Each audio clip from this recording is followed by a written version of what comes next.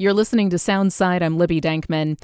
Washington state highways and bridges are in need of a serious refresh. That's according to a Washington State Department of Transportation official who told the Washington State Transportation Commission this month. We're in the early stages of a critical failure for really lack of funding. Preservation generally refers to the long-term work needed to sustain already existing infrastructure.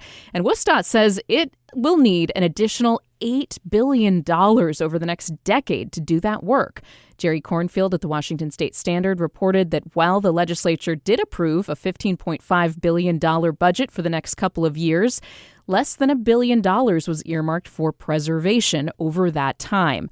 That's well short of the $1.6 billion needed to keep pace with the wear and tear put on our state's infrastructure. So here to talk about what is going on with transportation funding and preservation funding is Senator Marco Lias. He is the chair of the Senate Transportation Committee, and he's been listening in and keeping tabs on all of this from WSDOT. I really appreciate your time, Senator. Thanks for being here. Of course. It's so good to be with you.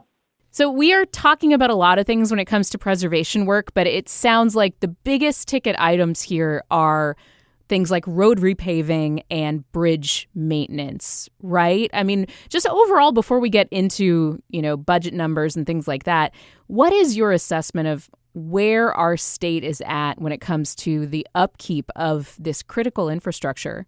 Yeah, I mean, the short answer across transportation is costs have been going up so much over the last decade that what we were investing a decade ago no longer goes as far as we need it to. And that's both on preservation, on maintenance, our new ferries, and the important projects we're doing like the 520 project and others. A dollar just doesn't go as far. And so we need to sort of reassess and reinvest. And this session, we began that journey of kind of resetting our resources, and now we can begin to make some strategic reinvestments. When it comes to the dollar not going as far, is that labor? Is that materials? Is that, where is the additional cost or the inflation coming from? It's all of the above.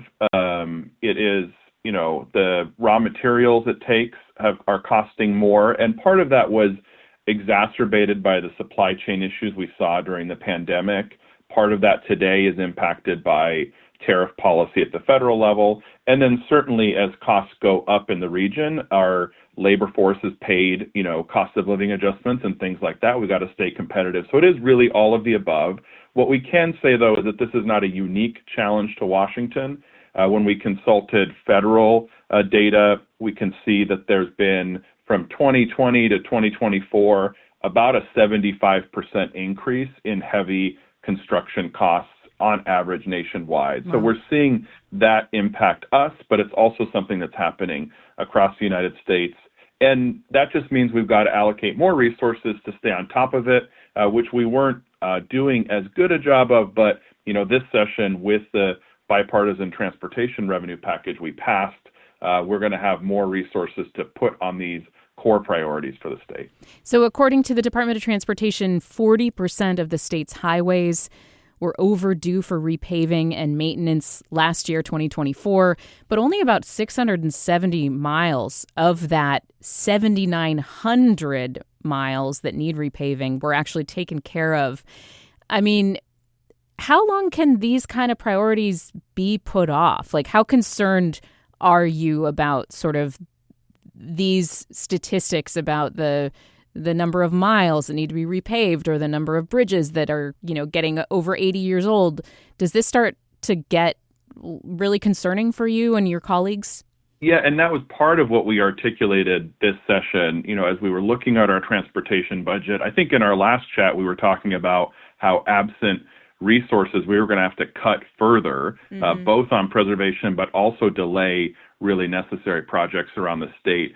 And it was that urgency, this session was even before some of these bridges have gone down because of damage or because of wear and tear. And so we were able to articulate to our colleagues in the House and Senate that this was an urgent priority. That's part of why we came together in the Senate in a bipartisan fashion to approve an increase to the state gas tax. Those dollars are going to be invested right back into this system. And we are considering, and I think we will take seriously the requests from DOT for additional resources.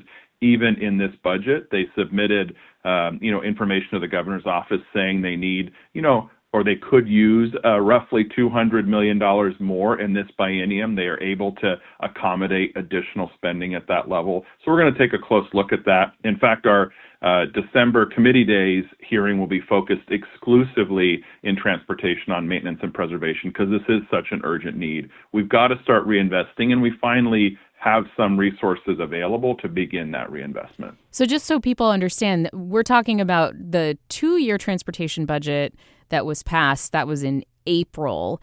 And then, part of the last session, you helped pass SB 5801, which included that 6-cent gas tax increase. And that's looking at raising $3.2 billion over the next 6 years for transportation needs. Where are we at right now, Senator? So we are talking about the priorities for the supplemental budget and what kinds of new monies or new requests are going to be submitted for WSDOT? Like, where are we at in that budget making process? That's exactly right. Just about a month ago, the Department of Transportation submitted to the governor's budget office their sort of most immediate needs in terms of requests they have. And then they also provided a lot of what you alluded to from Jerry and the Washington State Standards reporting, a longer list of needs so that the governor can consider both, like, what do we have to do in the short term, and then what is the context of the longer term need. Obviously, the governor will submit his proposal to us in December. And in my communications with Governor Ferguson, he is really looking closely at this need for additional investment in preservation and maintenance in this supplemental budget. Like, it's not enough to wait till 2027 to act on this. We need to do something sooner. The way that our revenue that we authorized this year works, a lot of that is going to plug gaps in existing projects immediately. So the amount of that, you cited the $3.2 billion over 6 years. Not all of that resource is available right away, so we will have to ramp up our investment. It's also, just to make things even further complicated, for DOT to repave more lane miles, they also have to design and engineer those projects. So we know we've got this need, but we also have to give them enough lead time to put projects in queue so that they can get out there and do more of that work. That's where their budget submittal suggested they could do another $200 million in preservation work in this biennium based on the projects they've got designed and in the pipeline. If we wanted to spend more than that, they wouldn't be prepared, with the road designs and with the contractors on board. So we have sort of this pressure of, we need to surge more investment. We also need to make sure that we're designing and preparing the projects to get that work done. Got it. So explain to me, if we are looking at the request that the Washington State Department of Transportation Secretary Julie Meredith put in last month, which is, this supplemental budget request, that did not include these critical needs that we're discussing, like the expanding list of preservation items that need to be addressed if we're not going to have, I guess, more failing bridges or more problematic road issues. So then you, as the legislature and then Governor Ferguson, you're going to have to make additional, basically, moves in order to fund those needs. Is that what's going to happen next? Yeah, just to get into the weeds of the proposal. We're in the weeds. We are like neck high in the weeds now. Bring it on. In Secretary Meredith, she submitted a list of emergent, like immediate needs, and then she had an appendix that talked about kind of the context and what additional investments could we make in addition to the most pressing expenses that she identified in her request. So in that appendix, that sort of lays out that they could do roughly $200 million more in this supplemental budget if they had the resource. And then she points to this broader need of $1.6 billion per biennium moving forward. And so if we add the $200 million, then that gives us in the next biennium, beginning in 2027, the chance to potentially surge even closer to that $1.6 billion need across time. Now, because of the way we budget and because of the way our revenue is coming on board, to get to the ideal funding level will likely take a few years to phase that in, but that is our goal. We do have to get back to a state of good repair. And it's not just the pavement itself. We also have the maintenance needs. I've had a chance to visit some of the facilities that are really determined DOT workers are working out of, and they are just in terrible shape in some parts of the state. I visited a maintenance shed in Yakima where there's no air conditioning, and in the summertime, you can imagine the conditions inside basically a metal building in central Washington. It was like 100 degrees inside. And then for a lot of our equipment in different parts of the state, there's not shelter to cover them. And you can imagine, again, in cold and snowy conditions, icy conditions, it wears our equipment out. So our personnel are in spaces that aren't acceptable. Our equipment's not being sheltered. These are also part of the equation. It's not just about the asphalt on the street. It's also about the really amazing people who maintain that for us. And we've got to do better by them. There's places where workers bring in their own tools because they haven't had the resource to be, equipped with the right tools to do their work. And it's just not acceptable for our state at this moment to leave our workers and leave our roads behind. So we've got to do better. We now finally, because of the decisions we made this session, have some additional dollars we can begin to invest. And I'm really committed to making sure that this is our top priority as we move forward. Former Governor Jay Inslee had said that he felt like in recent budgets, some legislators were too focused, and he might be including you here, Senator Elias, on funding newer projects. So whether that's new electrified ferries, I know that was a Governor Inslee favorite project, but the new bridge to cross the Columbia River, things like that, versus that focus on the maintenance needs. So the way to keep our existing infrastructure from crumbling. Do you have any response to that idea that maybe we took our eye off the ball here in terms of making sure that the preservation projects we didn't fall behind? I would say across the last 2 decades, we definitely have lost sight of that and have not been investing enough. During my time as chair, I helped write the Move Ahead Washington law in 2022. We invested billions more into preservation and maintenance in that package. And then this year, we did again signal this commitment to even more. So I feel like not to let myself off the hook, could we have done even more during these last 4 years? We could have, but we are trying to sort of turn the ship in that direction of making more investments in preservation and maintenance.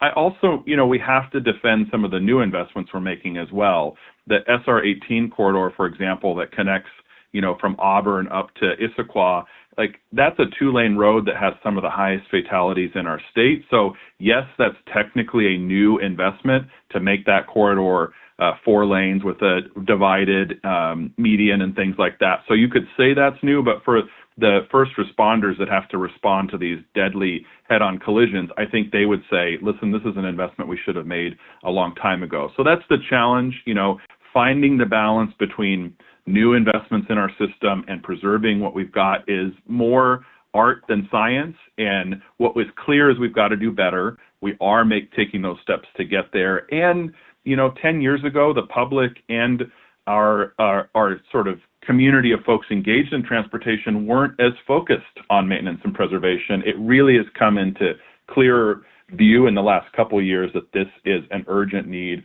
becoming a crisis, and that's what's creating urgency for us to act. So part of it is people were asking mostly for new stuff. Now we see that we've got to invest in what we've got, and we're able to find hopefully a better balance as we move forward. And, not just the maintenance issue, but then you never know when, say, a semi-truck is going to run into another bridge, like what happened at the White River crossing. So there are all these, extra emergency costs that can come up that are harder to plan for. Final thoughts here, Senator Elias, about where we're moving towards when it comes to transportation spending in our state. I know people maybe noticed a little bit of that 6-cent gas tax hike that went into effect over the summer, part of the big transportation plans moving forward in Washington state. Final thoughts on where your next priorities lie? I think the first step to dealing with an issue is to acknowledge you have a problem, which, in the legislature, we acknowledge this is a need. And then you have to start an action plan to deal with it. And we did that this session with our bipartisan investment into transportation. So we know there's a problem. We've taken some of the first steps. Now it's time to sustain that momentum, keep making the investments, and show the public the results, right? Like, it's not enough to say we're going to invest more. We have to really show that these investments are landing. We also have to be more transparent about where is the system not working for people. And we did in the past have performance metrics that were publicly available on how different parts of our system were operating. As we stopped investing, we took those metrics down. I want to make sure we're being clear about where we can do better. And as we make those investments, be equally clear with the public the impact they're having, so people know as they're paying a little bit more at the pump for gas, that we are investing those dollars right back into caring for the system they have. So I see the challenge. We're taking some first steps, but we do need to be held accountable to make sure we sustain that momentum and actually make the system work better for everybody. State Senator Mark Elias represents the 21st Legislative District, Everett area, and is the chairman of the Senate Transportation Committee.